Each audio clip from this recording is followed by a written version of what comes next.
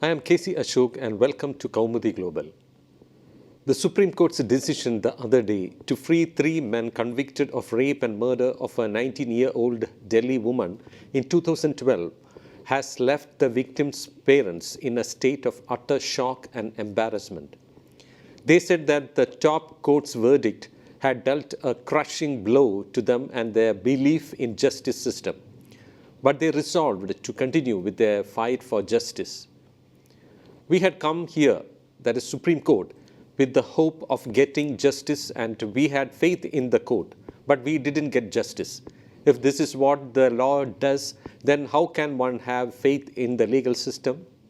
Lack of justice will only lead to more crimes, he said. The victim's mother rued the fact that the Supreme Court accepted the argument on behalf of the accused as the truth. She said she and her family will keep fighting for justice. The Supreme Court has let us down. Even after 11 years, this is the verdict. We lost the battle. I have lost my will to live. I thought my daughter would get justice, the victim's mother said.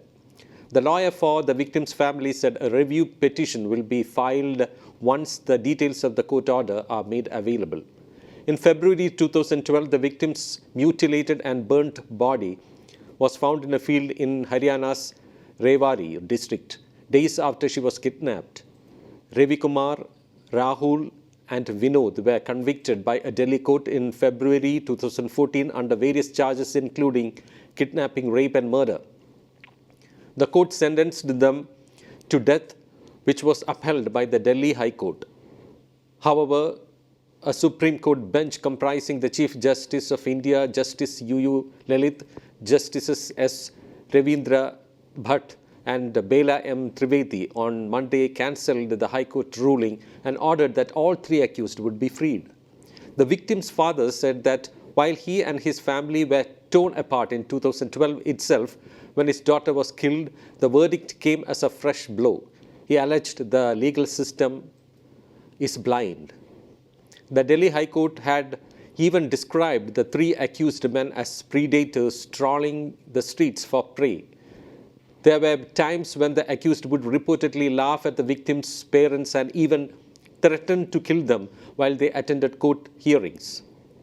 The law and order system in our country is not for poor people. If this had happened with a rich, influential person or a politician, would they also have faced the same fate like this? It's like taking advantage of poverty, the victim's father said. Let us see what the observation of the Supreme Court was. It held that the prosecution failed to prove their case against the men, giving them the benefit of the doubt. The Supreme Court said the prosecution failed to prove the charges against the three men beyond reasonable doubt, and the court acted like a passive umpire while convicting them. The identity of the accused was not established by the prosecution, the Supreme Court said, pointing to what it called glaring lapses in the trial. Of 49 witnesses, 10 were not cross-examined in the trial, the court pointed out. Courts should strictly decide cases on merits in accordance with the law. Courts should not be influenced by any kind of outside moral pressures or otherwise, the Supreme Court said. The incident took place months before the gang rape and killing of a 23-year-old student by 5 men on a moving bus in Delhi, which triggered nationwide protests, worldwide outrage, and sweeping changes to the laws on sexual crimes.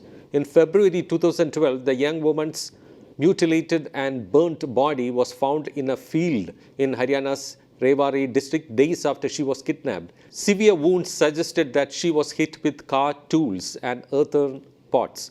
It was revealed during investigations that acid was poured in the woman's eyes and a bottle of liquor was inserted in her private parts. The three challenged the Delhi High Court ruling in Supreme Court, asking that their sentence be reduced. In the Supreme Court, the Delhi police had opposed reducing the death sentence. They had said the crime was committed not only against the victim but also against society. The convicts' defense had cited their age, family background and past criminal record to argue that their sentence should be reduced. Now, does this all mean that fight for justice is a long, rigorous and arduous task and the result of which is uncertain? It could be a losing battle for the poor and the middle class persons seeking justice for lack of evidence or due to presence of numerous loopholes in the law. We can only hope this would change in future with the conscious efforts of judiciary and lawmakers.